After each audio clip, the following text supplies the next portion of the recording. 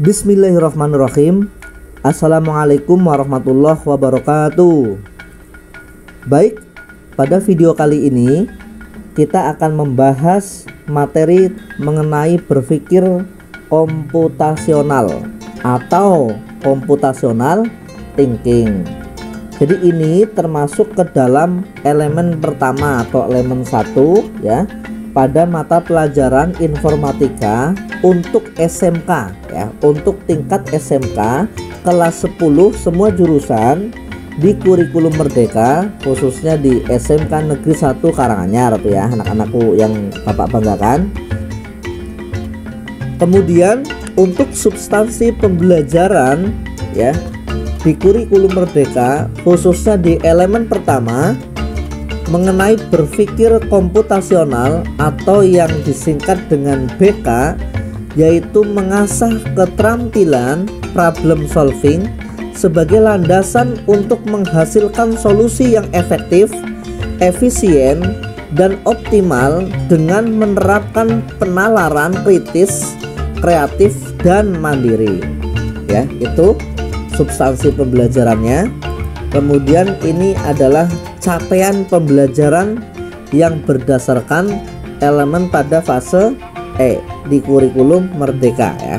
Yang pertama, siswa mampu memahami strategi algoritmik standar. Yang kedua, siswa dapat menerapkan berpikir komputasional pada berbagai bidang atau berbagai aspek ya. Kemudian yang ketiga, siswa dapat menghasilkan beberapa solusi dari persoalan dengan data distrik bervolume besar ya. Selanjutnya di sini ada apersepsi mengenai berpikir komputasional. Yang pertama, berpikir komputasional atau computational thinking ini merupakan suatu metode yang bertujuan untuk menuntaskan persoalan menggunakan penerapan teknik ilmu komputer atau informatika. Kemudian yang kedua, persepsi yang kedua, berpikir komputasional dilakukan dengan batasan proses komputasi yang dieksekusi oleh manusia atau mesin. Ya, kemudian yang ketiga, metode dan model komputasional ini memberikan kemudahan bagi kita manusia untuk memecahkan masalah dan mendesain sistem yang tidak bisa kita kerjakan sendiri ya. Kita butuh bantuan komputer. Kemudian yang terakhir, yang keempat, tentang apersepsi, berpikir komputasional ini mencakup pemecahan masalah, mendesain sistem, dan memahami perilaku manusia dengan merancang konsep berbasis teknologi komputer ya. Sekarang sudah ada AI ya, itu jadi lebih canggih lagi itu. Kita bisa ngechat ya, ada chat GPT, bisa ngechat dengan dibalas sedetail mungkin pertanyaan-pertanyaan kita itu ya. Jadi sangat komunikatif itu chat GPT. Anak-anakku yang Bapak banggakan bisa mencobanya gitu ya. Selanjutnya di sini ada karakter berpikir komputasional, ini berdasarkan elemen pada fase E. Yang pertama, berdasarkan konsep. Informatika tidak hanya belajar tentang bagaimana cara menulis kode program, tetapi juga diperlukan pemahaman untuk berpikir pada beberapa tingkat abstrak ya.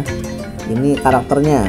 Kemudian yang kedua, kemampuan dasar, yaitu kemampuan yang harus dimiliki setiap orang di era milenial. Ini harus kita pahami ya. Jadi kita paling tidak harus tahu atau harus bisa mengoperasikan komputer gitu ya. Kemudian yang ketiga, perlunya berpikir komputasional agar masalah dapat dipecahkan tanpa harus berpikir sebagaimana komputer ya. Kemudian yang keempat, memadukan pemikiran matematis dan pemikiran teknis. Kemudian sebuah ide dan bukan sebuah benda, itu ya karakternya. diperlukan bagi setiap orang.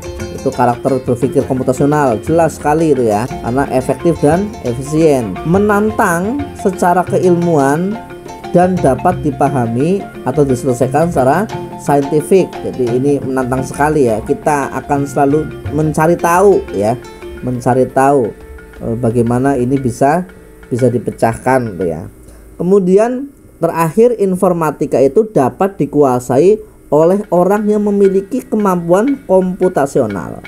Jadi saya yakin anak-anakku yang Bapak banggakan ini sekarang semua bisa komputer ya. Sudah dibekali di SMP itu, di pelajaran kalau kelas 9 itu TIK ya. Kalau kelas 7 kemarin itu sudah masuk kurikulum merdeka, itu ada informatika ya. Baik, ini karakter berpikir komputasional. Selanjutnya ada muatan materi atau konten ya, berdasarkan elemen pada fase E. Yang pertama ada proposisi, ini akan kita pelajari ke depannya nanti ya. Negasi atau ingkaran, kemudian ada konjungsi, disjungsi, implikasi, dan inferensi. Yang pertama, kemudian materi atau konten yang kedua ada deduktif, induktif, dan abduktif ya. Kemudian yang ketiga, bilangan desimal, biner, dan heksadesimal. Kemudian yang keempat, dalam muatan konten berdasarkan pada elemen fase E ini tentang berpikir komputasional adalah pemecahan masalah atau problem solving.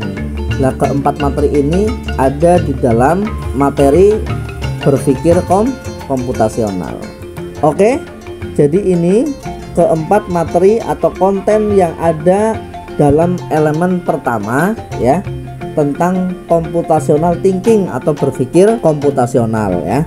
Oke, demikian video yang Bapak sampaikan atau ulasan mengenai materi berpikir komputasional atau computational thinking. Pada video yang selanjutnya kita akan membahas pada sub materi yang pertama, yaitu tentang apa tadi nih?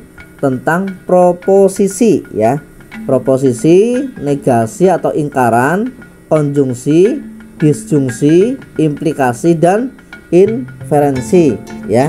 Silahkan dapat dilihat atau diklik pada thumbnail di akhir video ini, atau bisa diklik juga pada deskripsi di bawah untuk memilih materi mana yang akan dipelajarinya ya. Baik, demikian yang bisa Bapak sampaikan, semoga bermanfaat. Tetap semangat dalam belajar, jangan pernah menyerah dengan keadaan, belajar terus. Akhirul kalam, wassalamualaikum warahmatullahi wabarakatuh.